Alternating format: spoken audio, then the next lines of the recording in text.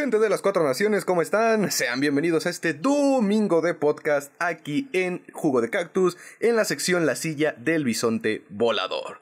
El día de hoy vamos a entrar al territorio de los fanfics, obviamente los fanfics escritos por mí, porque pues no tendría sentido que yo estuviera leyendo los fanfics de otra persona. El material adicional sí, porque vaya, es el material adicional perteneciente al canon, pero esto, al no ser canon, pues sí, voy a leer mis fanfics, eso ya lo sabíamos, no es la primera vez que lo hacemos aquí en el podcast, así que les recomiendo que se acomoden, se relajen, se pongan en sus asientos y se preparen para este domingo de podcast, donde estaremos leyendo los capítulos 1, 2 y 3 de mi fanfic, El Diario de Longshot.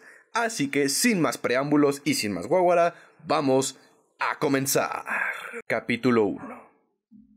Mi historia comienza como la de muchos otros en esta guerra, con dolor y sufrimiento. Eso y fuego. Parece que nunca he conocido otra cosa. Toda mi vida, desde que tengo memoria al menos, han sido puros y meros recuerdos borrosos y obscurecidos por la ceniza y el humo del fuego. Pero hay algo que sí recuerdo perfectamente. Algo que al parecer muchas personas han olvidado. Y aunque no puedo culparlas, es un hecho aterrador de la guerra. El primer país, la primer tierra que la Nación del Fuego invadió, fue la suya. Hasta la fecha no sé cómo mis antepasados lograron resistirse por tanto tiempo al régimen del Señor del Fuego Sosin. Era como si su posición económica y su alta alcurnia les brindaran un escudo protector contra los soldados que cada mes llegaban a las puertas de nuestra aldea a pedir hombres e impuestos para la guerra. Como muchos saben, o sabían antes de la guerra, la Nación del Fuego no siempre fue un imperio fuerte y unido. Existió una época en la que los clanes y las familias se disputaban el control de las islas. Supongo que podemos agradecerle al Avatarceto por acabar con todo eso. Pues mi familia perteneció a uno de esos clanes poderosos, logrando asentarse en un territorio rico en minerales, en alimentos y en clima. Prosperamos por siglos. Fuimos libres. Luego, mi bisabuelo recibió la terrible noticia. Un ataque. Más de 10,000 tropas marcharon a los templos Aire y masacraron todo lo que encontraron. Cientos de vidas perdidas. Una cultura entera arrasada de la nada. Y luego, la guerra. Los reclutamientos, las imposiciones, los impuestos. Mi bisabuelo, líder del clan y regidor en nuestra aldea, pagó el dinero que le pidieron. Dio los minerales que le exigieron y aceptó el reclutamiento de aquellos que lo quisieron. Pero, cuando mi abuelo subió al poder y pasó unos años en la capital, regresó para jurar que no volvería a darle nada al carnicero que se sentaba en el trono del fuego. Y por 90 años resistió. Mi abuelo y luego mi padre por años evitaron que nuestros niños, mujeres y ancianos vieran de viva voz lo que la guerra le hacía al mundo. De cierta forma nos cerramos en nuestra aldea, nos cuidamos entre nosotros. Honor y familia era el lema de mi aldea. Y cuidamos el honor y la familia hasta que el Señor del Fuego Azulon pasó a mejor vida. Si es que una persona como él puede merecer algo así. Mi abuelo y mi padre llamaban a Azulon carnicero, pero su hijo menor, no el mayor, quien hubiera sido un digno heredero y quizás un pacificador para la guerra, subió al trono, y lo que Azulon alguna vez hizo en vida quedó opacado por la crueldad y sorpresiva pasividad de su hijo. No necesito mencionar la historia que todos conocemos. A veces me pregunto qué fue del príncipe Zuko. Estando aquí encerrado, pienso en si está o no de acuerdo con lo que su familia, nuestra nación, le han hecho al mundo. Como dije, todos mis recuerdos fueron opacados por el olor y la sombra del fuego. Pero hay cosas que simplemente no pueden olvidarse. Mi padre me enseñó historia, literatura, administración, arte, a cazar y a sobrevivir con el sudor de mi frente.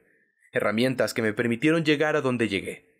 Pero en cuanto a recuerdos importantes, esos que en muchos momentos resultan banales, simplemente no logro recordarlos.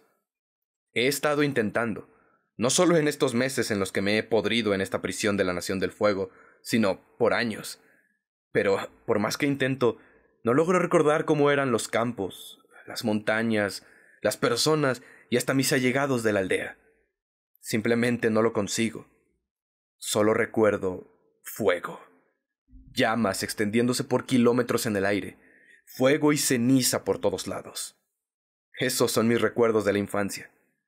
Yo tenía 10 años para la época en la que mi pueblo cumplía 93 de retirarse al régimen, tiempo de vida suficiente para haber creado recuerdos felices, pero no tengo ninguno. Así empieza mi vida. Así es mi historia. Simples recuerdos de una pesadilla. Una que comienza conmigo parado en el medio de un campo calcinado, sintiendo cómo las humeantes raíces del pasto ennegrecido me queman la planta de los pies. No logro respirar, y cada bocanada de aire me quema la garganta.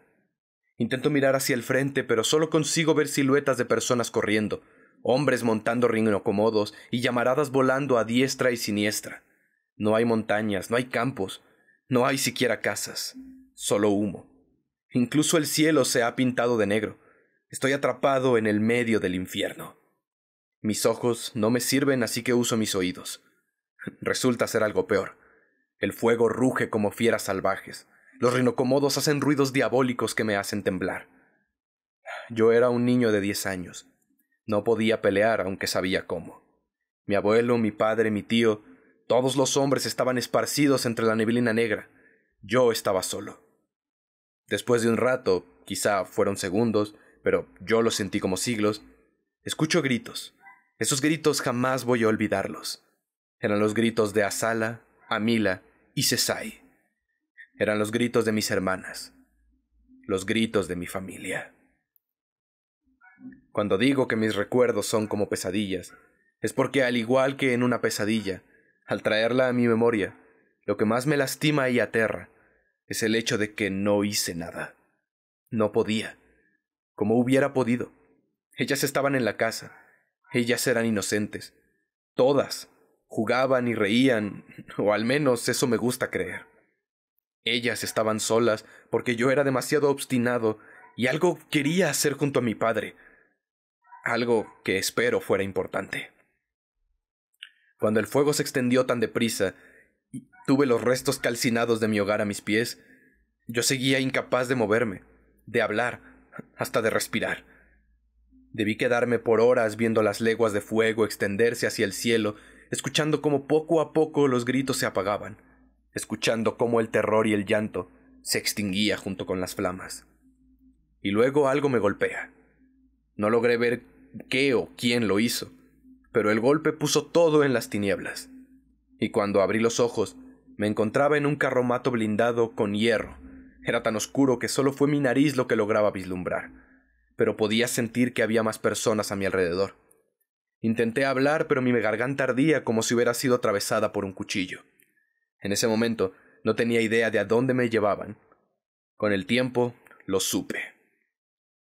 Todo lo que ocurrió, el ataque, el fuego, las muertes de mis seres amados, todo fue para que el Señor del Fuego Ozai tuviera suficientes hombres para una especie de ataque al reino tierra. Todo fue para obtener soldados. Como dije, con el tiempo supe que ese día me llevaban a un campo de entrenamiento. El pretexto fue que, como ciudadano de la Nación del Fuego, era mi deber cumplir con el servicio militar, y así fue como ellos me instaron a cumplirlo, matando todo lo que fui antes de ser soldado. Y ese es el fin de mi recuerdo de la infancia, el final de la inocencia de un niño que seguramente creció feliz y libre, el final de una familia unida, de un pueblo pacífico, el final simple y borroso que solo el fuego puede ofrecer. Creo que hasta se podría decir que el final de una hermosa historia, digna de los mejores cuentos de hadas de la Nación del Fuego. Ese final es el principio de mi historia. ¿Mi nombre?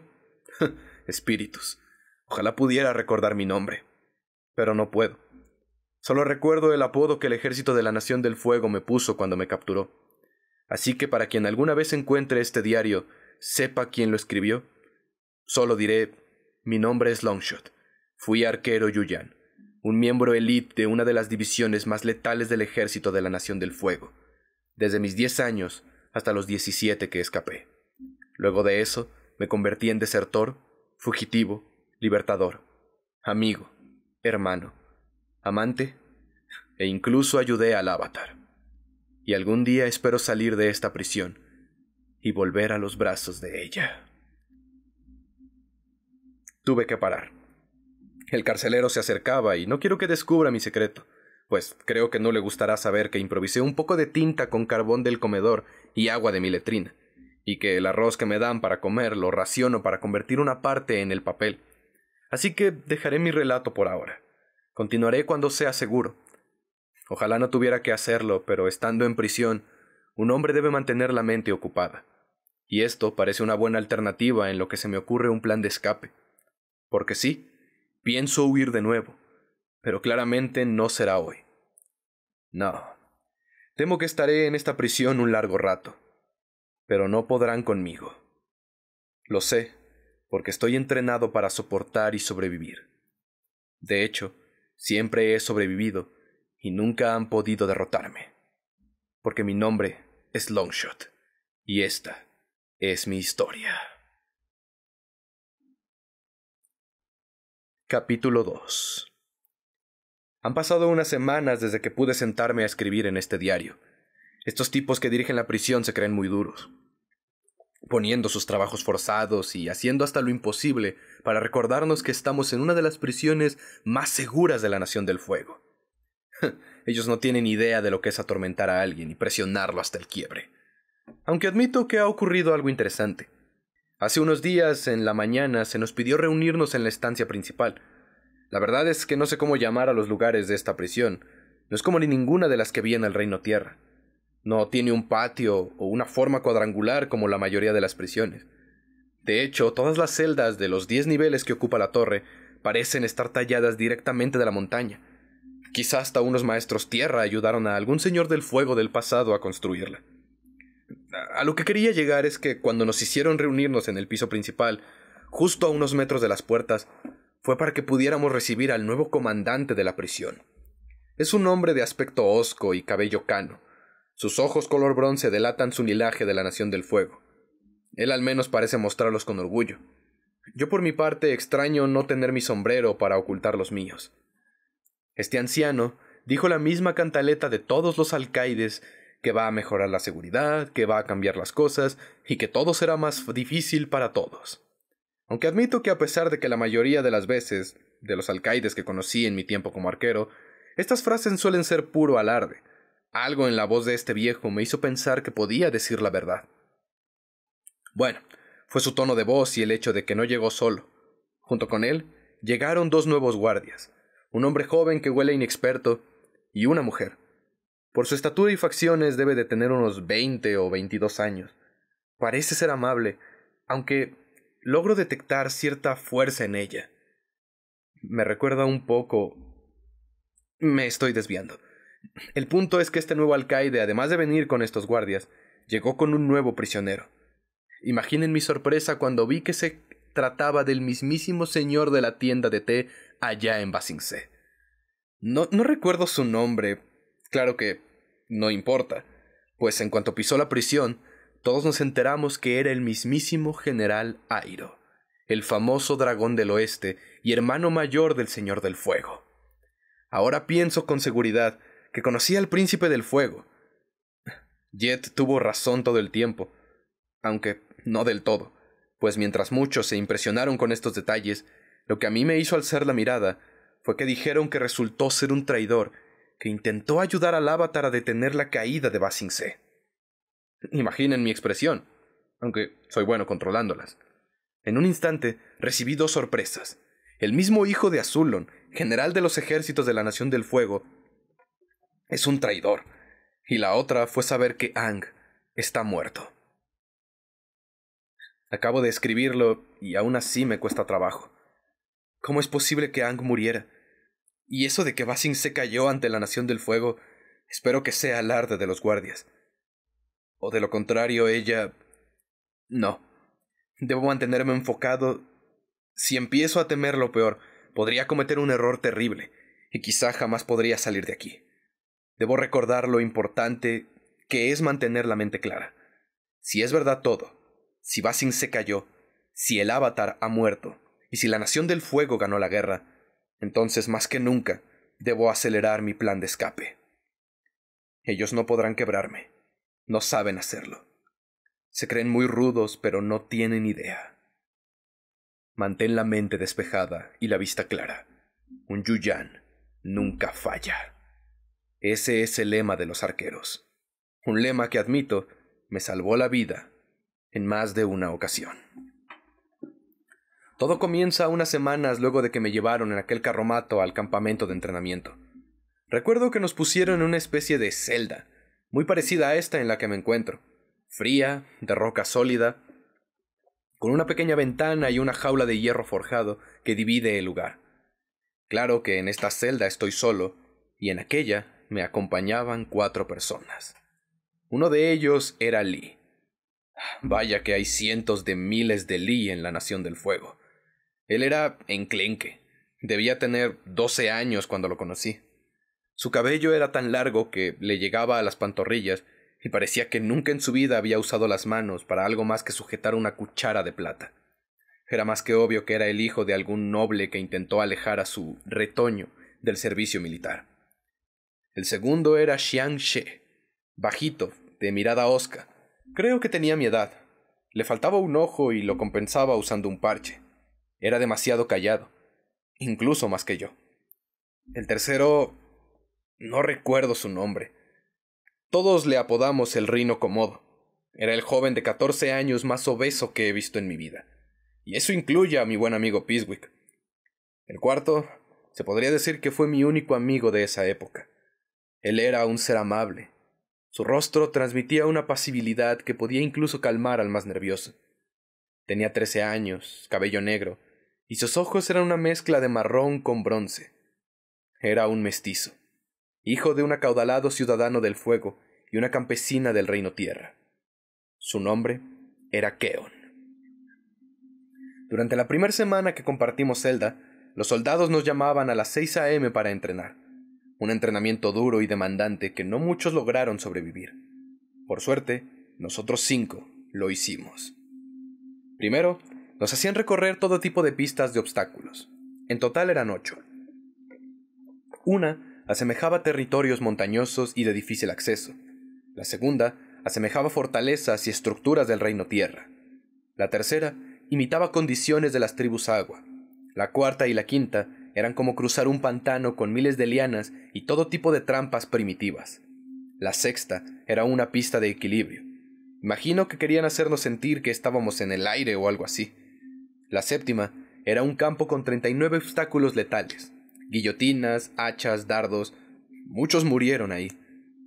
Aún recuerdo cómo las primeras veces no lograba dormir luego de ver a un chico de mi edad atravesado por un dardo o decapitado por un hacha. Como dije, estos tipos de la prisión no tienen idea de cómo quebrar a un hombre. Pero esos soldados que nos entrenaban, ellos no solo nos quebraron, nos pulverizaron y luego nos volvieron a construir. La octava pista era corta, pero culminaba con una plataforma de combate. No les importaba si sabías hacer fuego control o no. Tenías que luchar con un maestro fuego entrenado y más te valía ganar. A esta plataforma la llamaban la Agni Kai.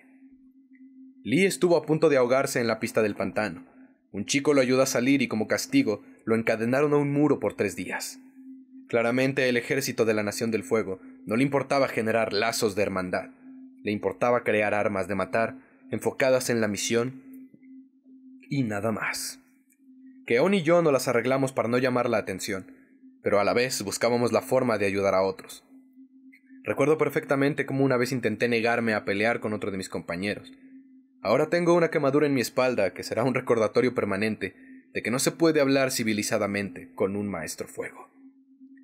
Ese chico no merecía que le rompiera la nariz, pero a cambio lo vi en ese momento. ¿Era él o yo? A la fecha, no puedo decir que me mantuvo lejos de volverme un animal. Para cuando pasó el primer mes, muchos de los que llegaron conmigo ya no eran niños, eran armas. Quien no dejó nunca de ser un humano fue Keon. Incluso aceptó ser quemado muchas veces en la espalda antes de luchar contra niños indefensos. Cada noche que volvemos a la celda yo le preguntaba, ¿por qué te resistes? Y él simplemente me respondía, porque no hay ningún honor en derrotar a un oponente que no presenta ningún reto. Sí, Keon era la mezcla perfecta de ser humano y arma de batalla. Hablar con él, juntarme con él, me hicieron ver al ejército y al entrenamiento de una forma que jamás pude haber visto solo. Además de que su habilidad para todas las pruebas me impulsaba a ser mejor. El maldito era muy bueno en las pistas de obstáculos, enfocadas en derrotar trampas y técnicas de maestros tierra, y a pesar de ser un no maestro como yo, tenía una agilidad y fuerza impresionantes. En poco tiempo él se convirtió en el mejor del campamento. Para los demás no fue tan fácil. Lee era un pobre intento de maestro fuego. Si a mí me castigaban por insubordinación, a él lo castigaban por ser un incompetente. La mayoría de las veces ni siquiera lograba pasar del primer obstáculo. En otras se la pasaba llorando y clamaba por su mamá. Xiang She y Rino Komodo eran unos tanques humanos, tan crudos que las barreras no los detenían, y el fuego control de Xiang era algo que hasta los soldados temían. Por mi parte, no es mi intención hacer alarde de mis aptitudes. Principalmente porque no me siento orgulloso de haberlas descubierto en ese lugar. Pero luego de haber pasado por un horrible trauma y de ser aislado de todo el mundo, con el tiempo, ese campamento comenzó a sentirse, de una forma retorcida, como un hogar. De modo que mis habilidades como arquero se revelaron. Nunca hablaba, a menos no en los entrenamientos, y mi naturaleza observadora y analítica resultaron una enorme ventaja. Para cuando se cumplió el segundo mes, todos finalmente alcanzamos un nivel apto para recibir una asignación. En su momento no supe dimensionar lo que esos 2 meses significaron. Ahora sé que, más que ser un entrenamiento, ese tiempo fue un lavado de cerebro para volvernos sus herramientas. Por eso nos ponían a competir entre nosotros. Por eso nos enseñaban a usar armas y técnicas de pelea que para niños inexpertos resultaba ser como un juego. Con cada día, con cada prueba superada y cada logro alcanzado, poco a poco nos fuimos olvidando de nuestras vidas fuera del ejército. Lee dejó de lloriquear por su mamá y desarrolló una habilidad como conductor de tanques. Xiang She y Rino Komodo se volvieron miembros de la infantería. Yo fui elegido para volverme arquero, y Keon, él simplemente era la perfecta mezcla de nosotros 4. Recuerdo cómo la noche anterior al separarnos, Keon no dejaba de hablar sobre lo que haría luego de terminar su servicio en el ejército. Había dejado a su madre sola en la colonia del Reino Tierra, un pueblo pesquero en el medio de un río. Me dijo el nombre, pero ya lo olvidé. Él pensaba volver y ayudarla con el negocio, construirse una casa y hacer una vida. Fue el único niño en toda la historia de la Nación del Fuego durante esta guerra que se atrevió a soñar con una vida sin ella. Esa fue la razón por la que se volvió mi amigo. La mañana siguiente a esa conversación, como dije, recibimos una carta con nuestras nuevas asignaciones. Una forma elegante de decirnos: «Felicidades, niño, te elevamos muy bien el cerebro, ahora de que entrenes de verdad para ser un soldado». A Lee no lo volví a ver. Escuché que pasó el entrenamiento como torretero y lo enviaron a una misión de ataque al norte del Reino Tierra. Murió junto con todo su pelotón. Xiang y Rino Komodo fueron convocados por la infantería de la nación. Los enviaron como guardias de seguridad de una prisión para maestros tierra en el medio del mar. Hace unos meses me enteré que el Avatar y sus amigos ayudaron a destruirla. Keon fue enviado a la escuela de capitanes. El ejército vio en él un gran potencial. Yo, al ser convocado por los arqueros, me tuve que separar de él. No lo vi sino hasta 4 años después. Él se había convertido en comandante de una legión, y yo fui adoctrinado como arquero Yuyan. Pero en esos 4 años pasaron cosas que no quisiera saltarme. Como Keon y todos mis amigos fueron llevados a otro lado, yo me volví a quedar solo. Mi asignación había sido a la división de arqueros. Fue un viaje de 3 días y 3 noches. Al llegar, quedé impresionado con el centro de entrenamiento. Eran unas 5 veces más grande que el primer campamento, se ubicaba a unos 500 kilómetros de la capital, justo en el medio de un campo interminable, con montañas al horizonte y con vientos tan variados que unos días parecía no haber aire, y otros parecía que el cielo caería sobre nosotros. En otras palabras, el lugar era el ideal para entrenar a arqueros certeros. No hice ningún amigo en ese campamento. Extrañamente la mayoría era como yo, callados, retraídos, pero a su manera cegados por su amor a la Nación del Fuego. Pero esa no fue la razón.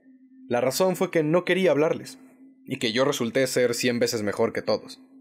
De nuevo, no me enorgullece, pues ser bueno para la guerra no implica nada bueno, solo implica que eres mejor máquina de matar.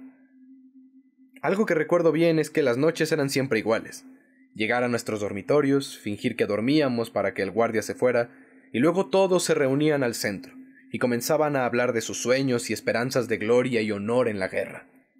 Yo siempre me limité a escuchar, en parte porque no compartía su ideología de la gloria y honor, y en parte porque mi garganta no había sanado de la mejor manera luego de aquel incendio. Esa fue mi vida por otros 2 años. Dormir, despertar, comer, entrenar, ir al dormitorio, escuchar historias de la gloria de la guerra y repetir.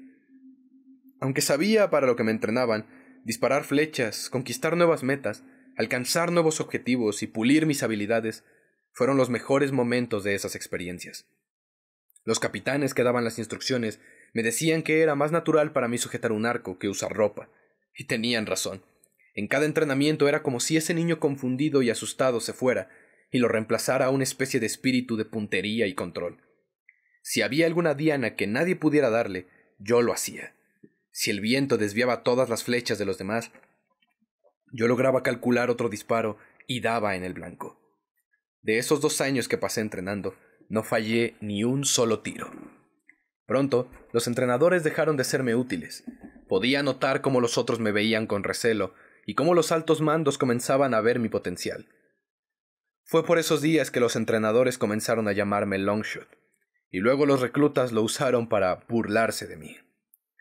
Los días que me permitía imaginar que mis habilidades no serían para matar, sí que me sentía orgulloso y engrandecido. Eso fue hasta el día de mi 12º cumpleaños. Ese día fue particularmente memorable por el hecho de que 8 de nuestros compañeros de dormitorio se graduaron y fueron puestos en las filas. Así le decían a ser llamados a pelear a las filas, como si fuera algún desfile, donde se hace una presentación y se vuelve a casa. Ninguno de ellos sabía cómo era. No habían visto a la guerra a los ojos. Esa noche, como había 8 menos en nuestro dormitorio, uno de los otros chicos descubrió que yo no aportaba nada a la ya repetitiva conversación. Mirándome con cierta malicia, cambió lugares con otro chico y se puso a mi lado. «¿Qué planeas hacer cuando salgas del entrenamiento?», me preguntó este chico de aspecto regordete. Mi respuesta fue un profundo silencio. «Oh, ¿no le dirigiste la palabra a Longshot?», respondió el otro chico a mi lado. Todos soltaron una carcajada. «¿Por qué le dicen Longshot?», preguntó un tercero, un chico que había llegado pocos días atrás. «¿No lo has visto usar ese arco? El maldito logra darle a cualquier cosa sin importar qué tan lejos esté». «Oh, ¿entonces es un prodigio?». Sé que parece que esos chicos me admiraban, pero hablaban con un marcadísimo tono de burla, y actuaban como si yo no estuviera ahí. «Por supuesto que es un prodigio», dijo el gordo que me habló al principio. «Su Majestad Longshot», agregó haciéndome una burlona reverencia. Todos comenzaron a reír. «Vete», le dije susurrando. «Oh, Majestad Longshot, ¿le molesta que le hable?». «Déjame solo». No soy una persona de palabras. Hablar es doloroso para mí. Supongo que lo es para cualquiera cuyas cuerdas vocales se quemaron por el fuego y el hollín. Así que ese gordo estaba recibiendo un honor que no volví a darle a nadie en años. Y no lo supo aprovechar. «¿O qué? ¿Vas a usar tu arco para clavarme una flecha?». Tomándome del cuello de la camisa, este chico me arrojó a uno de sus amigos. Luego ese otro me empujó a otro, y entre burlas y canturreos y risas me pasaban como si fuera una pelota. Fúrico, cerré mis puños y lancé un golpe tan fuerte como mi cuerpo delgado me lo permitía. Mis nudillos fueron a parar a la barbilla del chico gordo. Al ser una mole de carne y grasa, el golpe fue una caricia, pero lo hizo enojar. Enrojeció como una forja de hierro y usando sus manazas me empujó hacia los cajones donde los chicos se sentaban para reunirse. «¡Ah, maldito! ¡Te mataré!», gritó el chico amenazante, pero con los ojos cubiertos en lágrimas. Quizá fue la ira guardada por años de dudas y preguntas que nadie me respondía. Quizá fue las hormonas de un adolescente, o el hecho de que el chico que me hacía burlas era un idiota que no podría darle al blanco ni aunque tuviera la diana a 1 centímetro de su maldita cara. Lo que haya sido, me hizo mirarlo con todo el odio que mis ojos podían reflejar, y sin pensarlo, sin siquiera apuntar. Simplemente arranqué un pedazo de madera del cajón contra él que me había empujado y se lo arrojé con toda mi fuerza. El pobre imbécil no pudo ni borrar su idiota cara de ira antes de caer al piso. El trozo de madera dio directo en su ojo y lo atravesó como un melón. Quisiera recordar su nombre. Quisiera decir que fue el último. Pero no puedo hacer ninguna de las dos cosas. Ese chico que se burlaba y que también sentó los cimientos finales de mi nuevo nombre, fue el primer ser humano al que le quité la vida.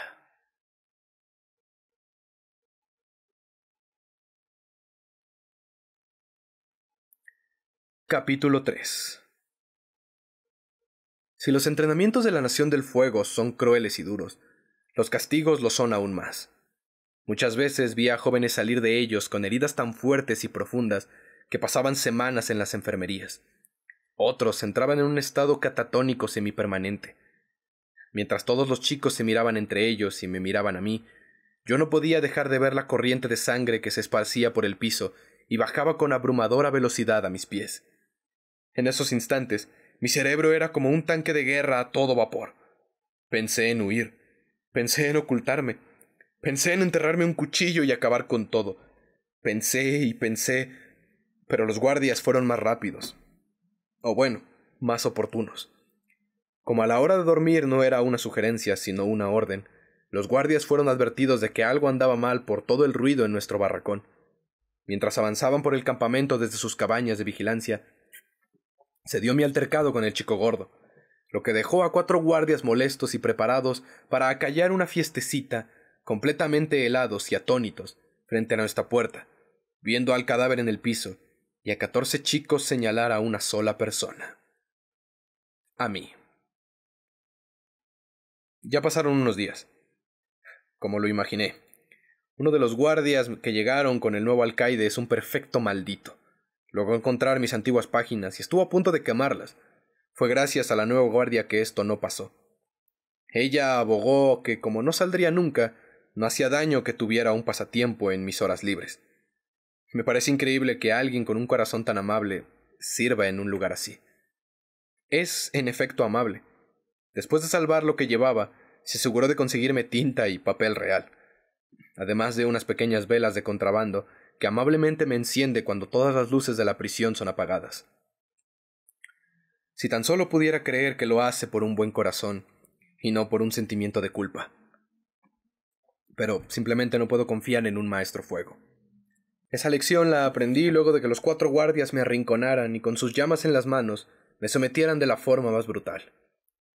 No busco generar simpatía, puesto que acababa de matar a alguien, pero era un niño de 12 años sin presentar resistencia. En verdad no era necesaria tanta fuerza. Una vez sometido, me arrastraron medio muerto a una celda. Oficialmente la segunda celda en la que mi propia nación me encerraba. Mi cara era una papaya magullada. Me tiraron 2 muelas y me mordí la lengua 3 veces. Sumado a mis cuerdas atrofiadas, el labral se volvió 1000 veces más una actividad limitada. Debí pasar encerrado unas 3 noches, porque para cuando abrieron la puerta y me dejaron ver la luz, uno de los guardias ya tenía una poblada barba en las mejillas, símbolo de que mi acto había causado un cambio en las actividades del campamento. Mientras me hacían caminar por el campo, con un par de esposas en las manos y un palo atravesado en mis brazos, pude ver que los 15 chicos de mi unidad colgaban de palos por las muñecas. Los habían castigado e interrogado a todos, incluso al pequeño que recién había llegado. Gracias a esas entrevistas, la versión de los hechos fue confirmada de acuerdo a... El chico gordo había comenzado las burlas. Todos jugaban y reían. Luego, yo no había resistido e inicié una pelea, lo que acabó con el chico usando su fuerza para arrojarme 3 metros hacia atrás y conmigo lanzándole una estaca de 10 centímetros directo a su ojo. Cuando llegamos al centro de mando del campamento, los guardias me quitaron el palo y las esposas y me sentaron en una silla frente a un ventanal que daba hacia el bosque. Entre el ventanal y yo había un hombre alto, fornido pero no exageradamente musculoso. Usaba un traje negro con cintas, grebas, espinilleras y otros aditamentos en rojo oscuro. Como me daba la espalda podía ver su carcaj con exactamente 30 flechas y su arco. Una preciosa herramienta de 1,5 metros de madera oscura, talada de los mejores bosques del Reino Tierra, y un cordal extraído del pelo de un caballo avestruz. ¿Cuánto tiempo te tomó arrojar el proyectil a tu compañero? Esa fue su pregunta. Así comenzó lo que pensaba era un interrogatorio. Sin mirarme, sin voltear. Solo la pregunta. Naturalmente no supe qué decir. Además, no sentía ganas de usar mi poco tiempo de voz con alguien con aspecto tan temible como él. Tus superiores me informaron que eres callado. No dijeron nada de que eres sordo. Dijo. Luego giró su cuerpo y me dejó ver su rostro. Usaba una capucha que ocultaba su cuello, orejas, barbilla y cabello, y su rostro estaba pintado con una tintura rojo oscuro por encima de los ojos, lo que resaltaba el dorado de sus pupilas. ¿Cuánto tiempo te tomó arrojar el proyectil? Unos segundos. En realidad no estaba pensando. Una daga delgada, redonda y de hierro puro se clavó al respaldo de la silla a 1 milímetro de mi cara. Cuando volví a voltear a ver al hombre, éste estaba en la misma posición que antes. Jamás vi en qué momento movió la mano o en qué momento lanzó la daga. Y lo admito, eso me impresionó. Eres un niño inexperto. Atacar sin pensar será la muerte para ti. Dijo sin alterar la voz ni un poco. Cuando atacas, siempre debes hacerlo con la conciencia fría, sin dejar que las emociones te gobiernen. De lo contrario, provocas accidentes. Con una sola genuflexión de su brazo, la daga clavada en mi silla salió disparada de regreso a su mano. Justo ahí descubrí que tenía un hilo muy delgado y transparente atado al mango. ¿Qué va a hacer conmigo?, pregunté finalmente. Tu comandante nos llamó luego de sacarle la verdad a esos gusanos, explicó refiriéndose a mis compañeros. Si bien el ejército de su majestad el Señor del Fuego Osai aprecia a los soldados decididos y con instinto, tus superiores aquí dicen que no sientes mucho afecto por tus compañeros, pero resaltan tus impresionantes habilidades con el arco.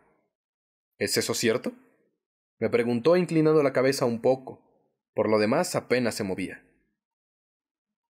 Lo es. Para ese punto yo había adivinado que era responder o morir. Bien. Con toda tranquilidad, se quitó el arco del torso, lo dejó frente a mí, y de su carcaj tomó una flecha que clavó en la madera del suelo junto al arco. Yo lo miré sumamente confundido. ¿Qué espera que haga?, pregunté sin aguantar más el silencio. Espero que logres matar al halcón antes de que escape, o los espías del Reino Tierra que están a 300 kilómetros al oeste de nuestra posición sabrán que el general Fang planea enviar 4,000 tropas a la provincia de Yanui en el sur. Me respondió mirando nuevamente hacia la ventana. Yo miré incrédulo a donde él, y para mi sorpresa, pude ver la pequeña silueta de un halcón sobrevolando los pinos. Debía estar a unos 300 metros y se movía muy rápido. Además de que no podía calcular la fuerza del viento por estar dentro, y suponía que no me dejaría salir para hacer el disparo. No, el extraño a mi lado esperaba que usara su arco y disparara su flecha a través del cristal sobre un viento que no podía calcular y que de milagro le diera a un halcón a más de 300 metros. 30 segundos. Tu disparo ideal fue hace 5, dijo sin alterarse. Lo miré, luego al halcón, luego a la flecha, luego al halcón y luego a él. 20 segundos. Salté de la silla, tomé la flecha y me costó demasiado desenterrarla de la madera. 10 segundos. El halcón ya estaba a 400 o 500 metros. Las copas de los pinos se inclinaban unos centímetros. El viento debía ser de unos 3 o 4 nudos. 5 segundos. Saqué la flecha, tomé el arco. Era muy pesado. Puse la flecha en la cuerda, tiré. No se movió. Era como intentar levantar una tonelada. 3 segundos. Un intento final. Puse toda mi fuerza. Miré al halcón. Estaba ya a 500 metros. Viento de 5 nudos. Cristal de 15 milímetros. Un segundo. Disparé la flecha. El cristal se estrelló y partió en 1000 pedazos, dejando un recuadro completamente sin nada. La flecha viajó en línea torcida por el aire, se desvió 4 metros y rozó, o eso me pareció, al halcón en el ala izquierda. Luego de eso, se perdió en la nada. Lo siento, dije mirando al hombre que ni siquiera me prestaba atención. Él dio un paso hacia mí, me arrancó el arco de las manos, sacó una flecha nueva y tensando la cuerda sin esfuerzo alguno, tiró una segunda flecha. La punta atravesó el cristal de su lado de la ventana sin hacerle más daño que el pequeño círculo que dejó al atravesar. Luego viajó perfectamente derecha, hizo una parábola al viento e impactó justo en el tórax del ave, la cual estaba a 600 metros, y cayó como una roca se hunde en el agua. Cuando disparas, no piensas en nada. No hay cristal, no hay distancia, no hay gente observando. Solo eres tú, tu arco, la flecha y tu objetivo. Esas son las cualidades que definen a un verdadero buen arquero. No la puntería, no la habilidad de matar a un niño idiota por decir estupideces. La precisión de aquí me tomó del brazo. Y de aquí puso su dedo en mi frente. Bienvenido a los arqueros, Yu-Yan, chico. Tras decir esto, dio media vuelta y avanzó hasta la puerta. Pero fallé, dije señalando mi lado de la ventana y luego el suyo. Un Yu-Yan nunca falla. Es algo que aprenderás en tu nuevo entrenamiento. Salió de la sala. A menos que quieras quedarte. Y no quería quedarme, así que di media vuelta y me fui con él. Lo más triste de todo es que estaba genuinamente feliz. Eso además de estar impresionado, pues en serio creí que ese hombre, que tiempo después supe se llamaba Kei-san, me llevaría a un lugar donde las cosas fueran diferentes. No lo fueron. Por el contrario, fueron peores. Y listo, banda, eso sería todo en este domingo de podcast. Espero que estos primeros 3 capítulos les hayan gustado y les haya entretenido. Les recuerdo que si quieren leer el fanfic completo sumado al otro fanfic que yo ya escribí, el de la caída del Loto Rojo, y el que estoy subiendo de los buenos soldados, sumado a mi primer novela, no la primer novela publicada, sino mi primer novela de toda la historia de cuando yo empecé a escribir a los 19 años, que también está ahí, pues les recomiendo que se vayan a mi perfil de Wattpad, donde pueden encontrar todos esos escritos. Y es que recuerden que además de ser Mr. Cactus, también soy escritor, y pues ahí está todo mi contenido. De hecho, también está mi libro, que es el que está ahí.